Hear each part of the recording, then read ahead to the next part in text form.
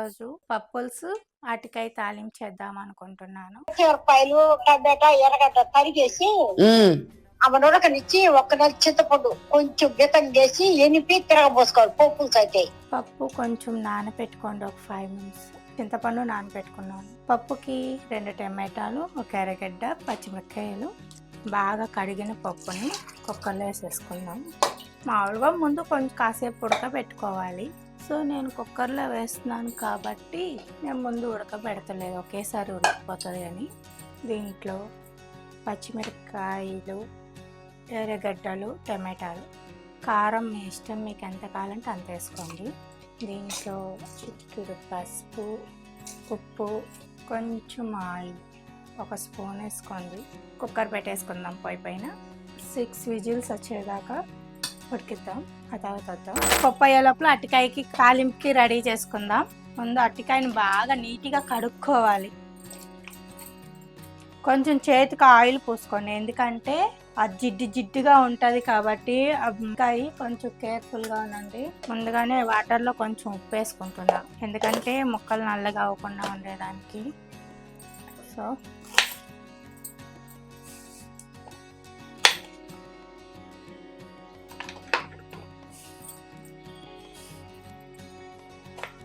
కొంచెం పెద్ద ముక్కలు అంటే కొంచెం లావుగా కట్ చేసుకోండి, ఎందుకంటే మాడిపోకుండా. ఒక పెద్ద ఎర్రగడ్డను తీసుకొని సన్నగా పొడవుగా కట్ చేసుకోండి.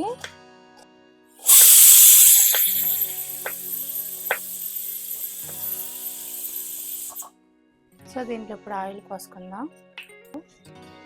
ఆవాలు, జీలకర్ర, తెల్లగడ్డ, ఎండుమిరపకాయలు. నేను తెల్లగడ్డ బాగా ఎక్కువ వేస్తాను. దీంట్లో కరివేపాకు వేసి ఆనియన్ వేసేస్తున్నాను, సన్నగా తరుముకున్న ఆనియన్స్. ఇది ఇంకా వేగాలి, ఇంకా పచ్చిగానే. మామూలుగా ఈ స్టేజ్కి వచ్చి కొంచెం పసుపు వేసుకుంటారు. సో నేను పసుపు వేయను, నేను డైరెక్ట్ ముక్కలు వేసేస్తున్నాను. ముక్కలు వేసుకున్నాక కొంచెం సాల్ట్ వేసుకుందాం. కలిపేసుకొని సిమ్లో పెట్టుకొని మూత పెట్టేసుకుందాం. నిదానంగా 2 minutes ఫ్రై చేసుకుందాం. మన పప్పు ఉడికిపోయింది. సో దీన్ని ఇప్పుడు మెత్తగా చేసుకోవాలి. సో నేను ఇప్పుడు ఈ వాటర్ తీసేసి పప్పు బాగా నలిపి, ఇట్లా పప్పుని బాగా నలుపుకోవాలి మెత్తగా, అన్నీ మెత్తగా నలిగిపోవాలి. సో పప్పు నలిపేసాం కదా, పప్పులో వాటర్ ఉన్నాయి కదా, అవి పోసేస్తున్నాను. మనం చింతపండు నానబెట్టుకున్నాను కదా, మిక్స్ చేసుకొని ఆ వాటర్ కూడా పోసేస్తున్నాను. ఇప్పుడు కొంచెం పులుసు చూసుకోండి, పుల్లగా ఉందో తీగా ఉందో.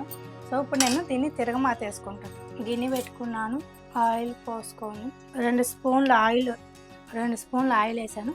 కొంచెం గీ వేసుకున్నా టేస్ట్ కోసం, మీ ఇష్టం, మీరు వేసుకుంటే వేసుకోండి, వేసుకోకపోతే లేదు. ఇప్పుడు ఆవాలు, జీలకర్ర,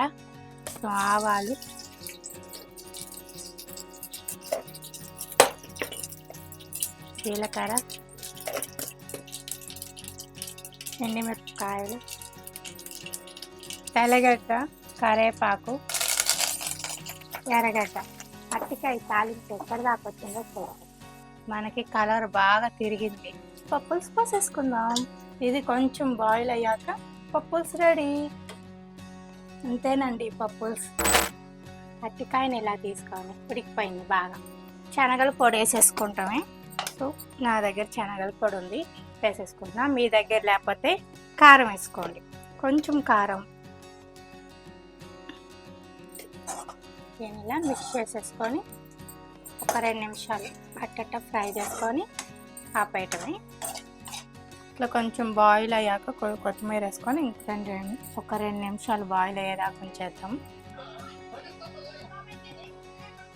నా ప్రశాంత్ అరటికాయ తాలింపు తినడు, ఫస్ట్ టైం ట్రై చేస్తున్నాడు.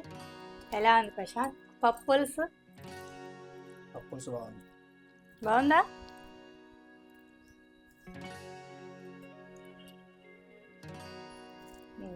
బాగుంది.